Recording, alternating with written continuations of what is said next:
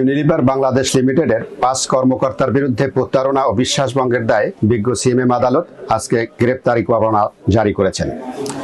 Masud and ব্রাদার্সের সাথে Unilever limited বাংলাদেশের ২০০৯ সালে প্রথম পরিবেশক চুক্তি সম্পাদিত হয়। পরবর্তীতে সর্বশেষ ২০২৩ সালে উক্ত চুক্তি নবায়ন হয় এবং নবায়নের পর থেকে ইউনিলিভার বাংলাদেশ ড্যামেজ, মেয়াদ উত্তীর্ণ এবং নষ্ট মাল ফেরত প্রদান করে ইউনিলিভারকে।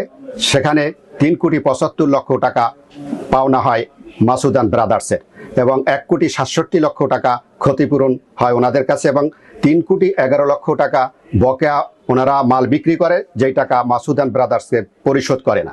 সর্বমোট ৮,৫৩,০০,০০০ টাকা ওনারা আত্মসাৎ করেন, যার প্রেক্ষিতে এই টাকা চাহিবার পরে ওনারা হঠাৎ করে ৩০/৭/২০২৫ তারিখে পরিবেশক চুক্তি বাতিল করেন।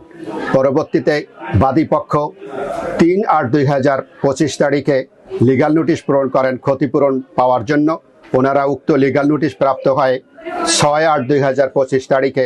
সংক্ষুব্ধ হয় ওয়ারি ব্রাঞ্চ অফিসে এসে মাসুদ অ্যান্ড ব্রাদার্সের ব্রাঞ্চ কর্মকর্তাকে ভয়ভীতি হুমকি প্রদর্শন করেন এবং টাকা পরিশোধ করবে না বলে জানিয়ে যায়, যার প্রেক্ষিতে বাদীপক্ষ বিজ্ঞ আদালতে অত্র মামলা আনয়ন করেন এবং বিজ্ঞ আদালত সিআইডিকে তদন্তপূর্বক প্রতিবেদন দাখিলের নির্দেশ দেন, যার প্রেক্ষিতে সিআইডি গত ৫/১/২০২৬ তারিখ তদন্ত প্রতিবেদন দাখিল করেন এবং অধ্যকার বিজ্ঞ আদালত উক্ত তদন্ত প্রতিবেদন শুনানি আনতে ইউনিলিভারের ৫ কর্মকর্তার বিরুদ্ধে প্রতারণা ও বিশ্বাসভঙ্গের দায়ে গ্রেপ্তারি পরোয়ানা জারি করেন।